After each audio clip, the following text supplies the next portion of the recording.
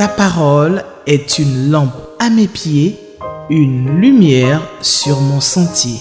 Psaume 119, verset 105. La méditation.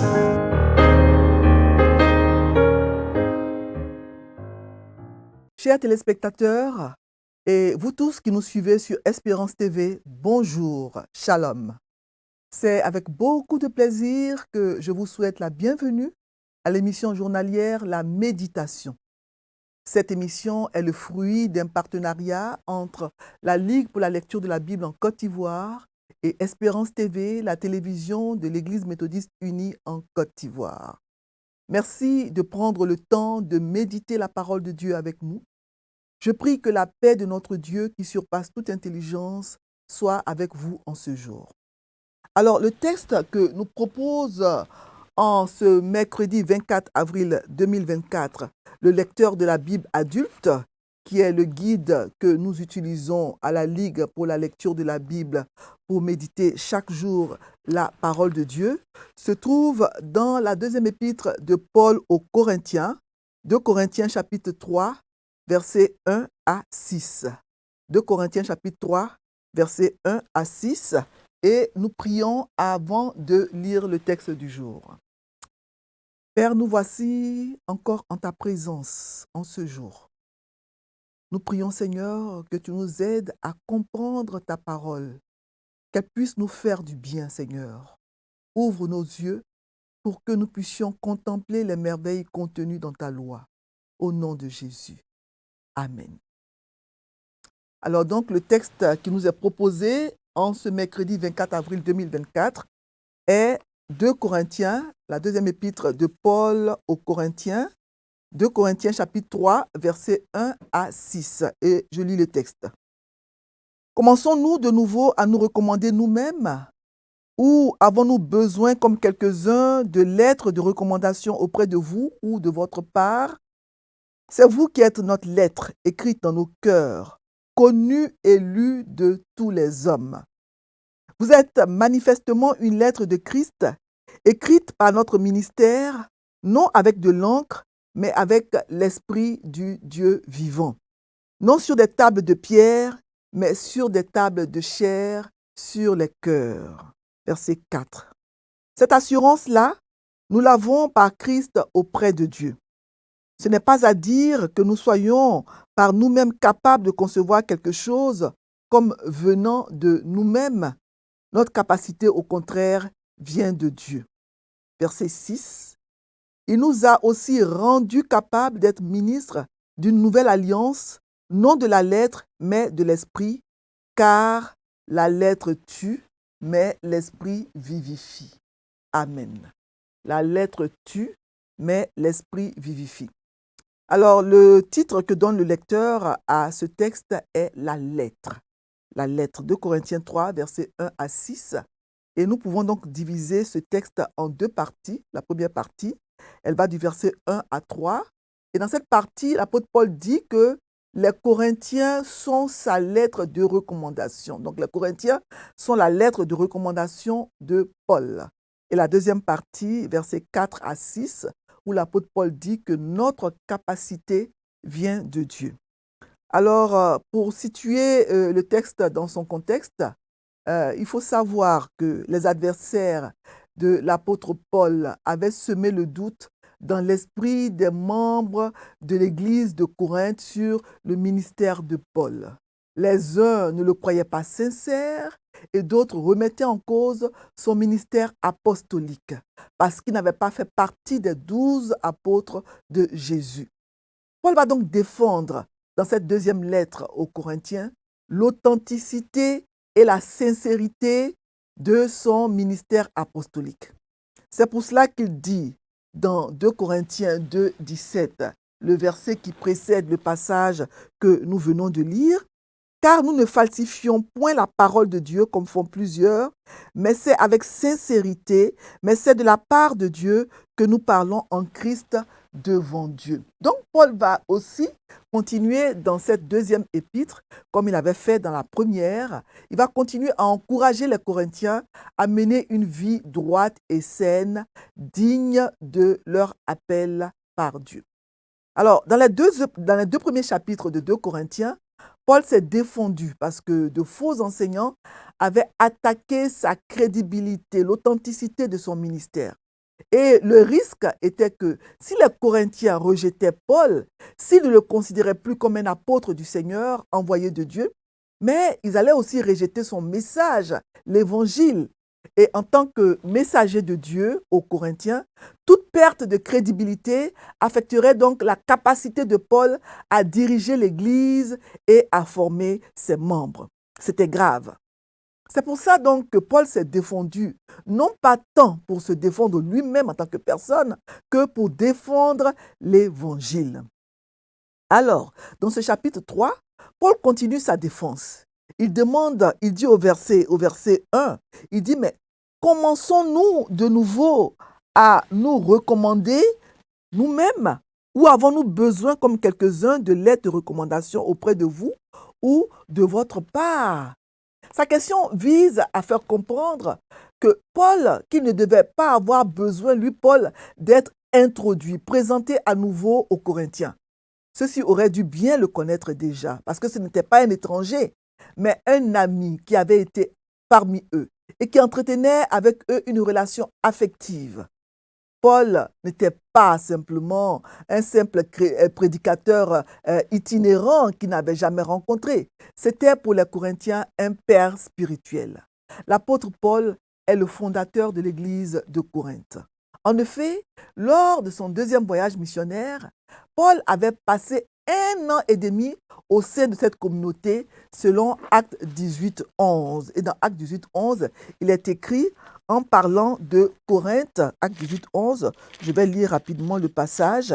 Il est écrit donc que Paul, Actes 18, 11, il y demeura, en parlant de Corinthe, il y demeura 1 an et 6 mois, enseignant parmi les Corinthiens la parole de Dieu. Donc, il avait séjourné 18 mois à Corinthe.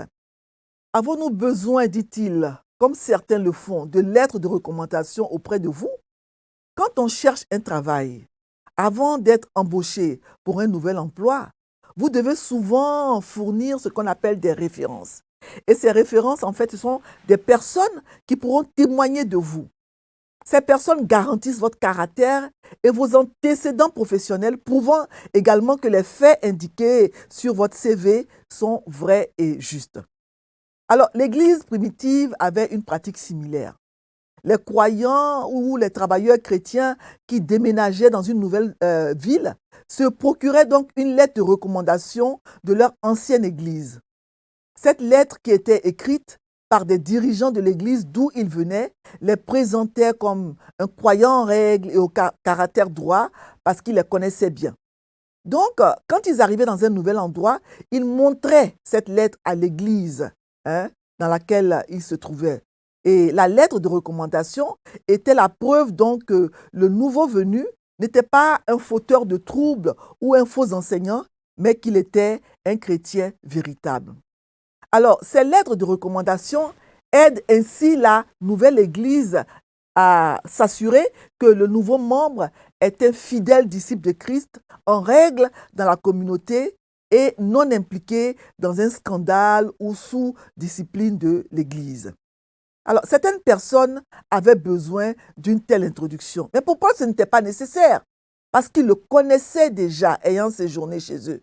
Les Corinthiens étaient, eux, sa lettre de recommandation. Ils étaient la preuve frappante de la puissance du ministère de Paul, puisque c'est grâce à ce ministère qu'ils étaient devenus chrétiens. Et au verset 3, l'apôtre Paul dit: vous êtes manifestement une lettre de Christ écrite par notre ministère, non avec de l'encre, mais avec l'Esprit du Dieu vivant, non sur des tables de pierre, mais sur des tables de chair, sur les cœurs. Donc les Corinthiens eux-mêmes étaient la lettre d'introduction de Paul. Non seulement ils savaient qui il était, mais leur foi en Christ était le résultat direct du travail de Paul en leur faveur. L'Église de Corinthe avait été fondée par Paul. Donc la vie transformée des Corinthiens, leur comportement était la preuve du bon caractère et du service fidèle de l'apôtre Paul. Vous vous rappelez que j'ai dit en introduction que Paul défend dans cette deuxième lettre aux Corinthiens l'authenticité et la sincérité de son ministère apostolique. Cette affirmation, vous êtes manifestement une lettre de Christ écrite par notre ministère. Cette affirmation, donc, pourrait bien être le point le plus fort que Paul ait jamais avancé dans toute l'épître pour sa défense. Parce que les Corinthiens n'avaient pas besoin de chercher ailleurs pour trouver des preuves de la crédibilité de Paul. Tout ce qu'ils avaient à faire était de se regarder eux-mêmes pour être sûrs de l'authenticité du ministère de l'apôtre Paul. Les faux docteurs venaient à Corinthe munis de lettres de recommandation de la part de certaines églises, mais Paul n'avait pas besoin de ça. Il dit aux Corinthiens, « Vous êtes une lettre écrite, non pas avec de l'encre, mais avec l'esprit du Dieu vivant. » Donc même au milieu de sa défense, Paul rend gloire à Dieu. Il dit qu'il s'agit d'une lettre de Christ et écrite par notre ministère avec l'esprit du Dieu vivant. Paul n'a fait que livrer cette lettre, pour ainsi dire. Mais ce n'est pas lui qui l'a écrite. C'est Dieu qui est toujours l'auteur du salut. C'est Dieu qui, par son esprit, convertit les gens. Paul n'est que son fidèle serviteur. La loi, les commandements de Dieu, selon Exode 24, 12, avaient été écrits sur des commandements de Pierre. Mais les Corinthiens, qui constituent la lettre de recommandation de Paul, eux, sont écrits sur des tables de chair, sur les cœurs de l'apôtre et de tous ceux qui les voient vivre leur foi chrétienne. Alors, dans la deuxième partie, les versets 4 à 6, l'apôtre Paul va montrer que notre capacité vient de Dieu. Notre capacité vient de Dieu. En effet, c'est Dieu qui nous rend capables d'accomplir son œuvre. Jésus lui-même dit dans Jean 15, verset 5, « Sans moi, vous ne pouvez rien faire. Je suis le cep, vous êtes les sarments. Sans moi, vous ne pouvez rien faire. » Mais souvent, nous oublions cela. Nous oublions que c'est Dieu qui nous équipe, qui nous rend capables de faire son œuvre.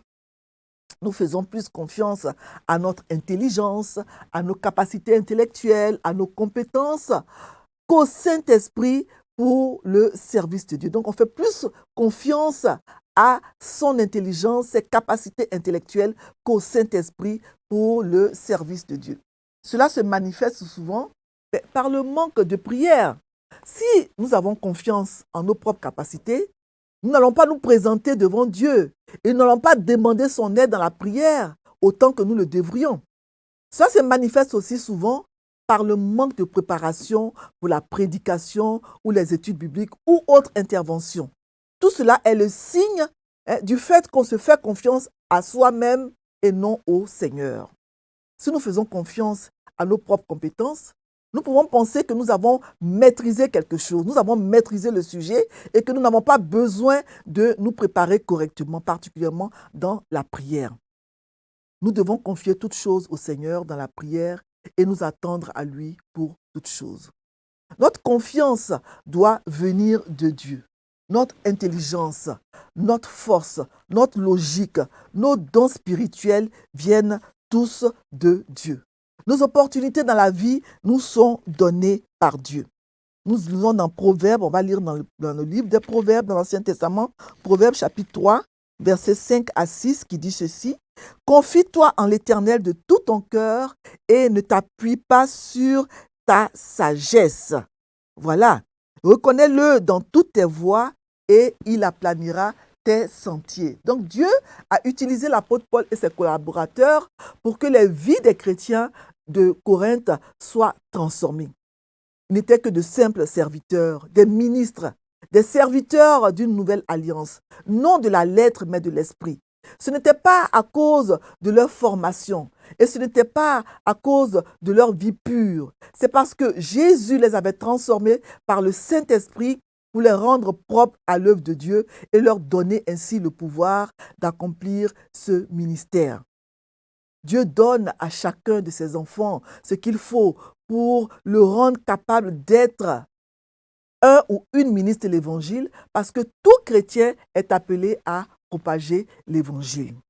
Au verset 6, l'apôtre Paul dit cette phrase très importante, « La lettre tue, mais l'esprit vivifie. » La lettre tue, mais l'esprit donne la vie.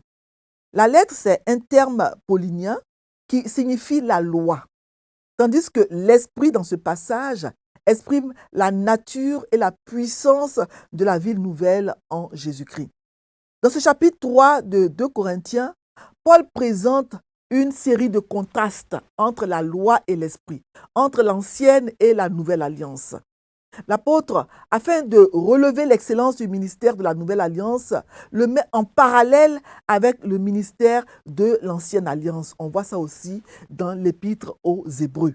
En effet, l'ancienne alliance agissait comme un miroir pour révéler notre péché. Cette alliance montrait le péché dans la loi de Dieu, mais sans l'expier, sans l'effacer. La nouvelle alliance, elle, offre en Christ une solution permanente au péché. En effet, la loi condamne. Elle dit ce qu'il faut faire, ce qu'il ne faut pas faire. Mais elle n'enlève pas le péché quand on le commet. La loi ne donne pas le pouvoir de faire ce qu'elle prescrit. Le sang de Jésus, lui, purifie nos péchés et nous libère. Il nous donne une nouvelle vie. La lettre qui est la loi de Dieu, comme règle imposée à l'homme, tue, car elle lui montre son péché sans donner la solution pour en être libéré. L'esprit, lui, il vivifie parce qu'il donne la vie. Il donne le pouvoir d'accomplir la loi. Il donne le pouvoir de faire ce que Dieu nous demande de faire dans cette loi. Alors, le lecteur de la Bible nous propose, pour réfléchir sur ce texte, trois questions. La question 1, la question 2 et la question 7. La question 1, c'est la question d'observation. Elle nous permet donc d'observer le texte tout simplement. Alors, c'est de quoi ou de qui parlent ces versets? Question 1. De quoi ou de qui parlent ces versets? D'abord, de qui? De qui? Au verset 1, nous, l'apôtre Paul dit nous, commençons-nous de nouveau à nous recommander nous-mêmes. Donc, il parle de lui, l'apôtre Paul, et de ses collaborateurs. De qui donc ce sont les êtres humains, les personnages?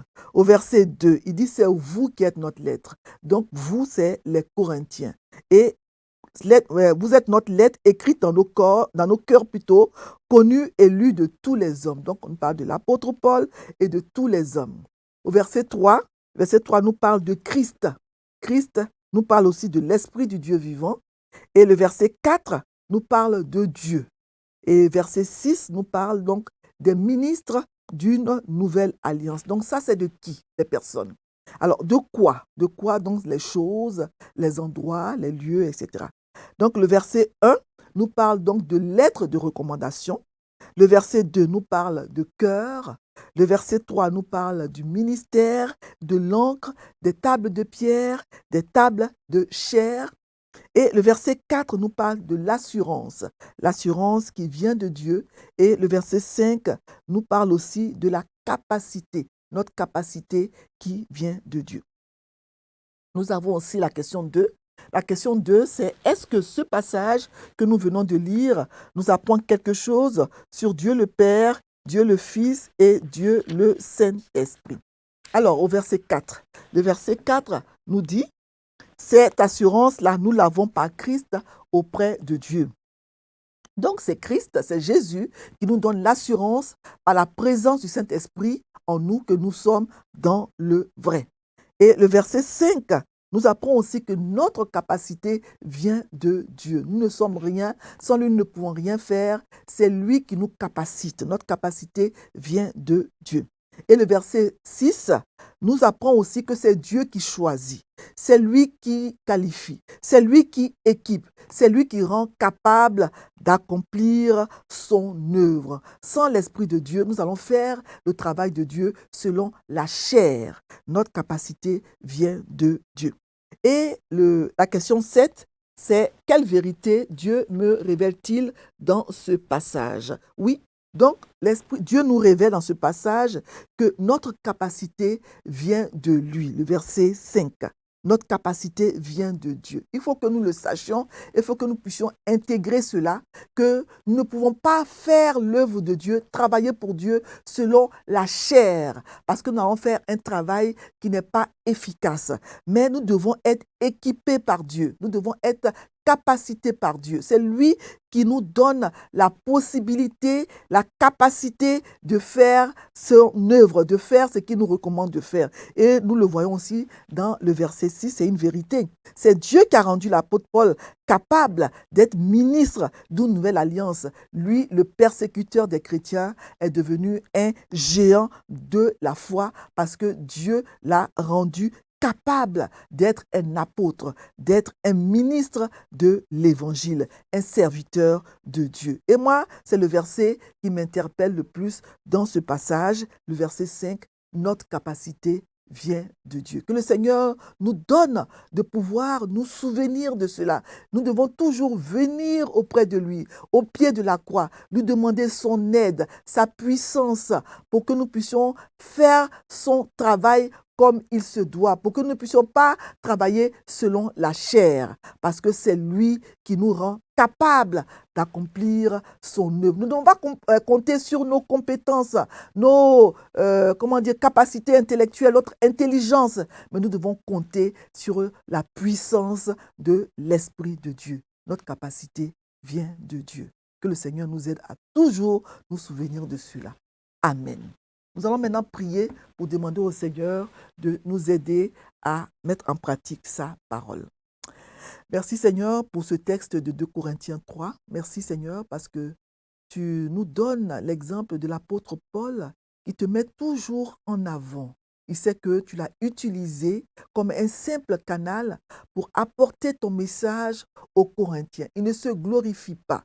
Il dit que les Corinthiens sont une lettre de Christ, c'est-à-dire que c'est toi qui les as convertis. Tu l'as simplement utilisé comme un canal pour les amener à la repentance, pour les amener à la conversion. Seigneur, nous devons nous souvenir que notre capacité vient de toi et nous devons toujours nous humilier devant toi, venir à toi pour que tu nous donnes tout ce dont nous avons besoin, la capacité, tout ce qui est nécessaire pour que nous puissions travailler efficacement dans ton champ. Merci pour ta parole, qu'elle puisse nous faire du bien et aide-nous à la mettre en pratique au nom de Jésus.